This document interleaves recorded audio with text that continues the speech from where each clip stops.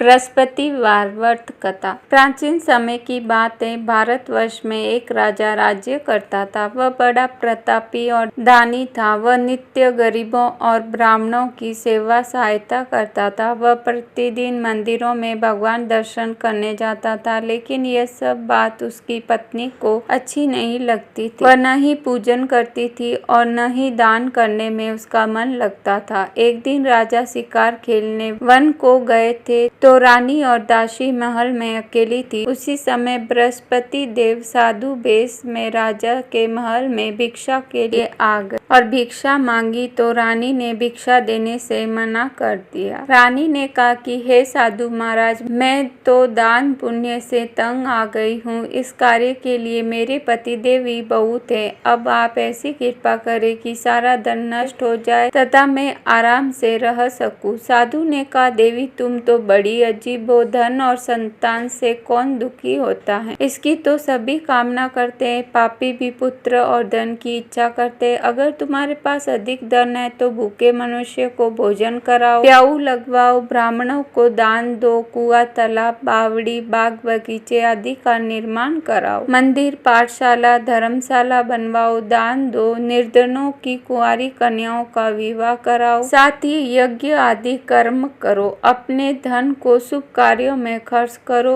ऐसे करने से तुम्हारा नाम परलोक में सार्थक होगा व स्वर्ग लोक की प्राप्ति होगी। लेकिन रानी पर उपदेश का कोई प्रभाव न पड़ा। वह बोली, महाराज मुझे ऐसे धन की आवश्यकता नहीं जिसको मैं अन्य लोगों को दान दूं, जिसको रखने और संभालने में ही मेरा सारा समय नष्ट हो जाए। अब आप ऐसी कृपा करें कि सारा धन नष्ट हो जाए तथा मैं आराम से रह सकूं। साधु ने उत्तर दिया, यदि तुम्हारी ऐसी इच्छा है तो जैसा मैं तुम्हें बताता हूँ वैसा तुम करना। बृहस्पतिवार को घर को गोबर से लीपना, अपने केशों को पीली मिट्टी से धोना, राजा से कहना वह बृहस्पतिवार को हजामत बनवाए, भोजन में मांस मदिरा खाना और कपड़ा धोबी की यहाँ धुलने डालना। ऐसा करने से 7 बृहस्पतिवार में ही आपका सारा धन नष्ट हो जाएगा। इतना कहकर वह साधु महाराज वहाँ से अंतर्धान हो गए। इसके बाद रानी ने वही किया जो साधु ने बताया था। 3 बृहस्पतिवार ही बीते थे कि उसका समस्त धन संपत्ति नष्ट हो गया और भोजन के लिए राजा रानी तरसने लगे। तब एक दिन राजा ने रानी से कहा कि तुम यहाँ पर रहो, मैं दूसरे देश में नौकरी चाकरी के लिए चला जाऊं,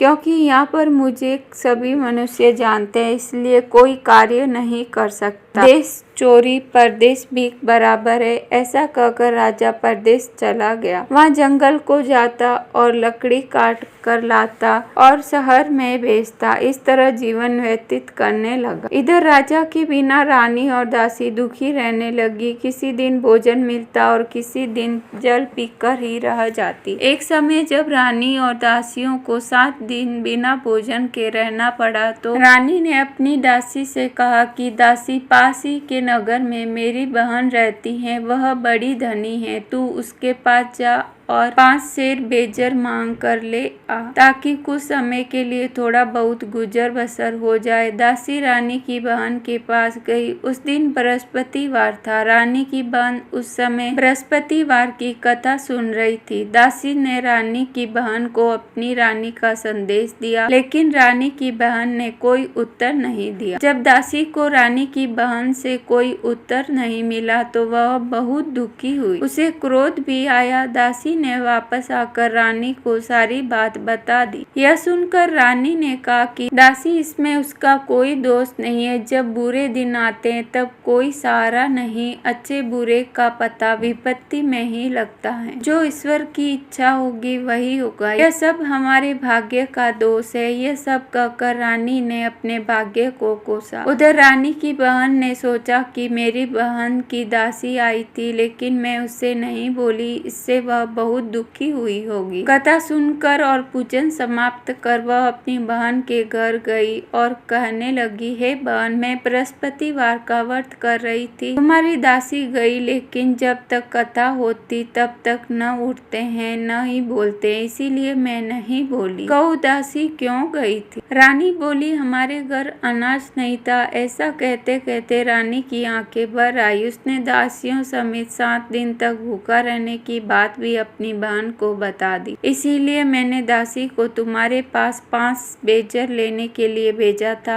रानी की बहन बोली, बहन देखो, बृहस्पति देव सबकी मनोकामना पूर्ण करते। देखो, शायद तुम्हारे घर में अनाज रखा हो। पहले तो रानी को विश्वास नहीं हुआ, परंतु बहन के आग्रह करने पर उसने दासी को अंदर भेजा। दासी घर के अंदर गई तो वहां पर उसे एक घड़ा बेजर से भरा मिला। उससे बड़ी हैरानी हुई। उसने बाहर आकर रानी को बताया। दासी रानी से कहने लगी, हे रानी, जब हमको भोजन नहीं मिला तो हम व्रत ही तो करते हैं, इसीलिए क्यों न इससे व्रत और कथा की विधि पूछ ली जाए। हम भी व्रत किया करेंगे। दासी के कहने पर रानी ने अपनी बहन से बृहस्पति व्रत के बारे में पूछा। उसकी बहन ने बताया, बृहस्पतिवार के व्रत में चने की दाल, गुड़, उनके से विष्णु भगवान का केले के वृक्ष की जड़ में पूजन करे तथा दीपक जलाए और कथा सुने। उस दिन एक ही समय भोजन करे। भोजन में पीले पदार्थ का सेवन जरूर करे। इससे गुरु भगवान प्रसन्न होते हैं, अन्न, पुत्र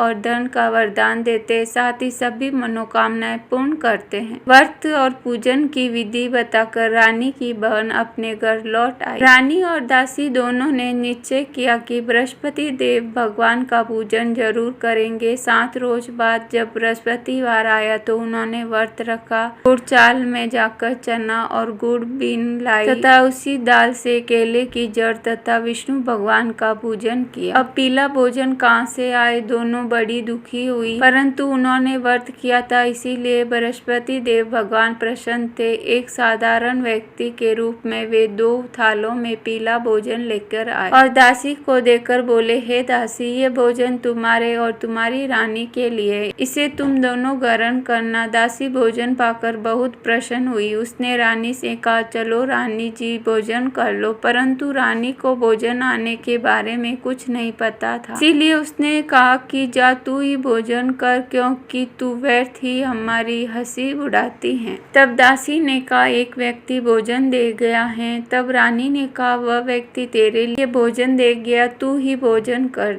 तब दासी ने कहा, वह व्यक्ति हम दोनों के लिए 2 थालों में सुंदर पीला भोजन दे गया, इसीलिए मैं और आप दोनों ही साथ साथ भोजन करेंगे। यह सुनकर रानी बहुत प्रसन्न हुई और दोनों ने गुरु भगवान को नमस्कार कर भोजन किया। उसके बाद से वे बृहस्पतिवार को गुरु भगवान का व्रत और पूजन करने लगी। बृहस्पति भगवान की कृपा से उनके पास धन हो गया, लेकिन रानी फिर पहले की तरह आलस्य करने लगी। तब दासी बोली, देखो रानी, तुम पहले भी इस प्रकार आलस्य करती थी। तुम्हें धन के रखने में कष्ट होता था, इस कारण सभी धन नष्ट हो गया। अब गुरु भगवान की कृपा से धन मिला है तो फिर तुम्हें आलस्य होता है। बड़ी मुसीबतों के बाद हमने यह धन पाया है, इसीलिए हमें दान पुण्य करना चाहिए। अब तुम भूखे मनुष्यों को भोजन कराओ, पियाऊ लगवाओ, ब्राह्मणों को दान दो, कुआं, तालाब, बावड़ी और बाग बगीचे आदि का निर्माण कराओ, मंदिर, पाठशाला और धर्मशाला बनवा कर दान दो, निर्धनों की कुंवारी कन्याओं का विवाह कराओ, साथ ही यज्ञ आदि कर्म करो। अपने धन को शुभ कार्यों में खर्च करो, जिससे तुम्हारे कुल का यश बढ़े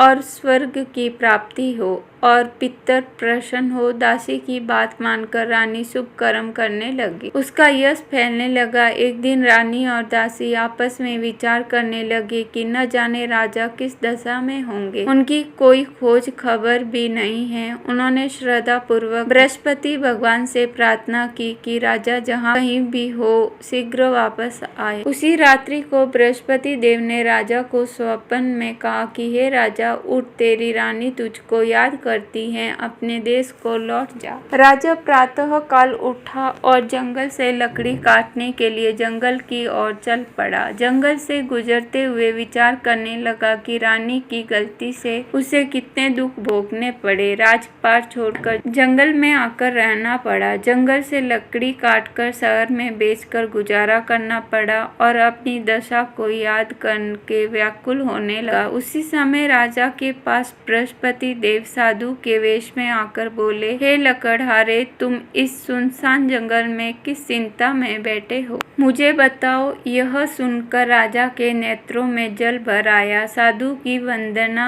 कर राजा ने अपनी संपूर्ण कहानी सुना दी। महात्मा दयालु होते हैं। वे राजा से बोले, हे राजा, तुम्हारी पत्नी ने बृहस्पति देव के प्रति अपराध किया था, जिसके कारण तुम्हारी यह दशा हुई। अब तुम चिंता मत करो, भगवान तुम्हें पहले से अधिक धन देंगे। देखो, तुम्हारी पत्नी ने बृहस्पतिवार का व्रत शुरू कर दिया है। अब तुम भी बृहस्पतिवार के व्रत में चने की दाल, गुड़ और मुनका से भगवान विष्णु का केले के वृक्ष की जड़ में पूजन करो तथा दीपक जलाकर कथा सुनो। उस दिन एक ही समय भोजन करना, लेकिन भोजन में पीले खाद्य पदार्थ का सेवन जरूर करना। भगवान तुम्हारी सब मनोकामनाओं को पूर्ण करेंगे। साधु की बात सुनकर राजा बोले, हे प्रभु, लकड़ी बेचकर तो इतना पैसा भूई नहीं बचता जिसे भोजन के उपरांत कुछ बचा सकूं। मैंने रात्रि में अपनी रानी को व्याकुल देखा है। मेरे पास कोई साधना नहीं है जिससे इसका समाचार जान सकूं। फिर कौन सी कहानी कहूँ, यह भी